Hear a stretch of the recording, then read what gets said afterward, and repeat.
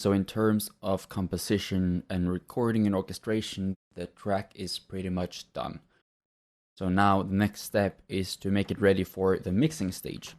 And what I like to do in terms of mixing is to export all this information into audio and work purely with audio at the mixing stage.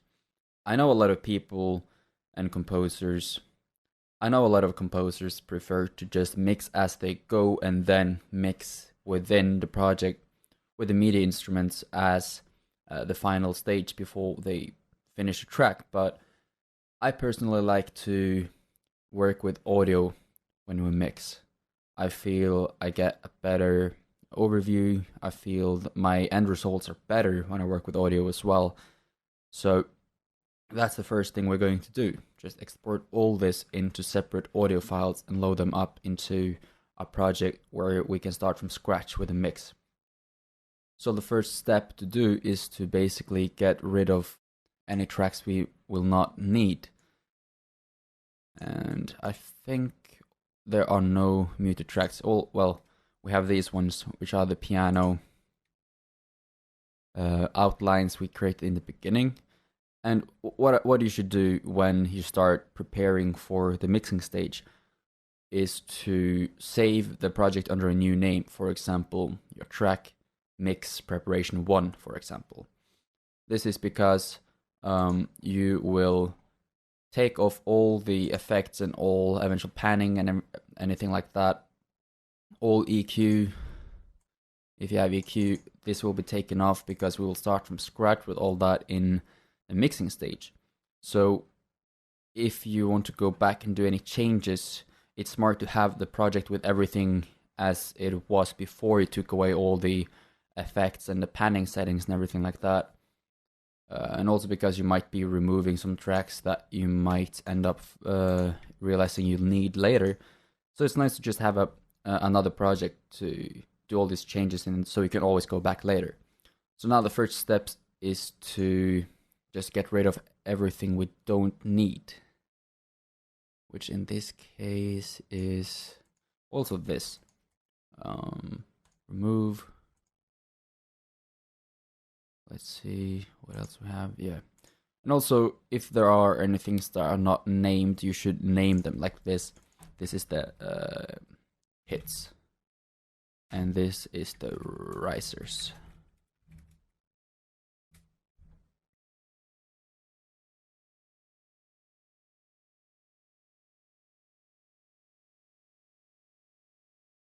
So let's see, anything else here?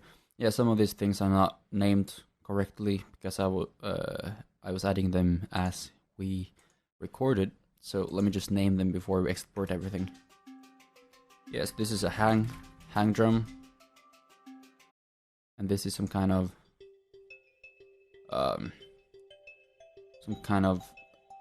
bell thing with some granular synthesis going on. Yeah, let's just go pluck guitar. It's some ethnic guitar. This is the harp, I think. Oops. Oh yeah, actually we didn't go through these ones in the editing stage. So we're gonna fix that right now. Let's see what's wrong. It might be on all of these ones.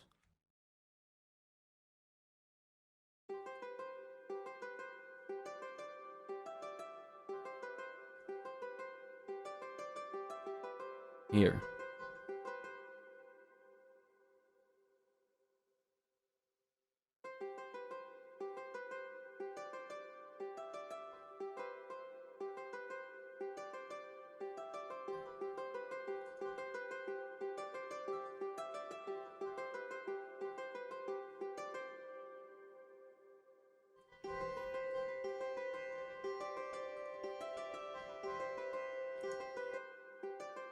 We'll see what we do with this one in the mix. Might put it really far back.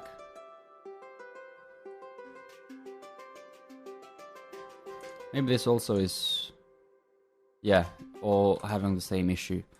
This is good that I realized now and not in the mixing stage, so we had to go back and export things.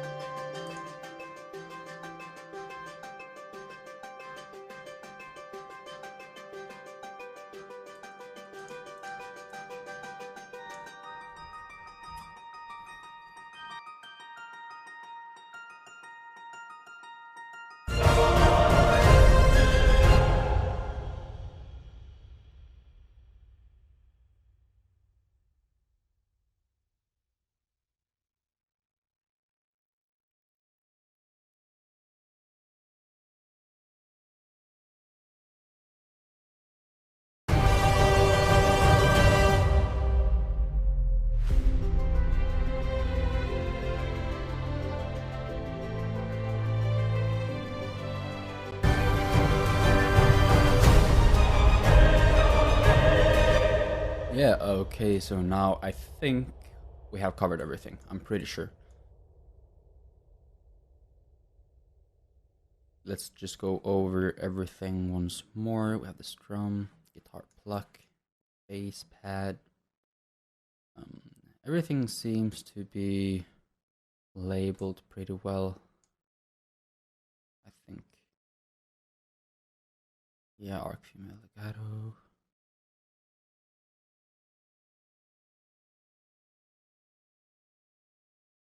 Yeah, to me it seems like everything is all right, actually.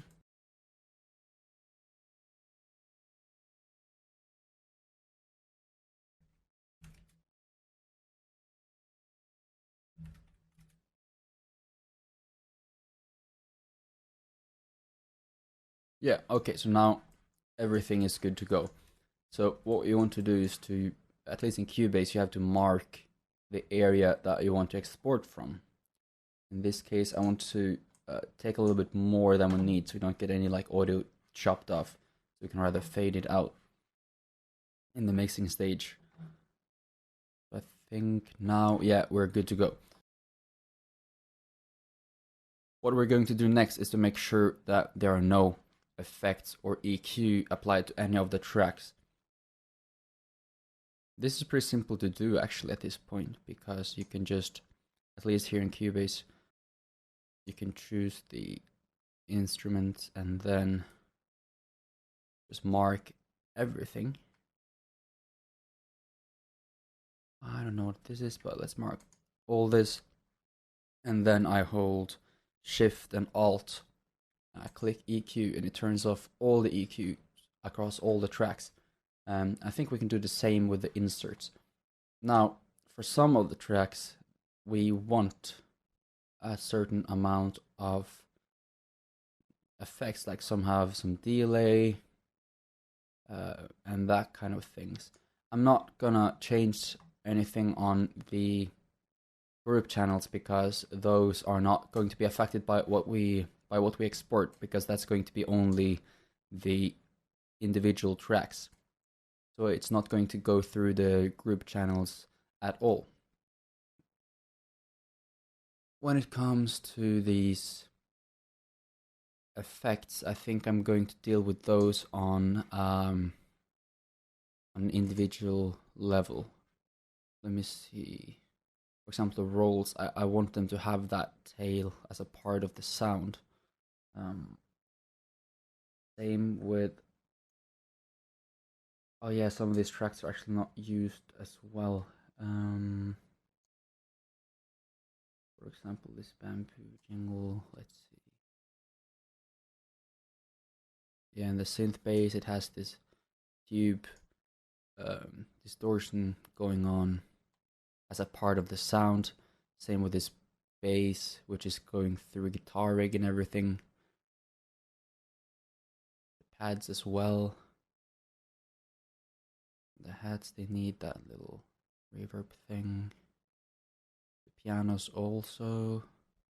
So I think, and also these ones, they have this reverb as a part of the sound. So I think everything here, now that we have been taking off the EQ, are good to go. The only thing I want to make sure is that all the panning is centered, which does not seem to be the case right now. So I'm gonna center everything, because then we can start from scratch with the panning again, like everything else. Because I'm not sure if I want, for example, these brushes to be to the left.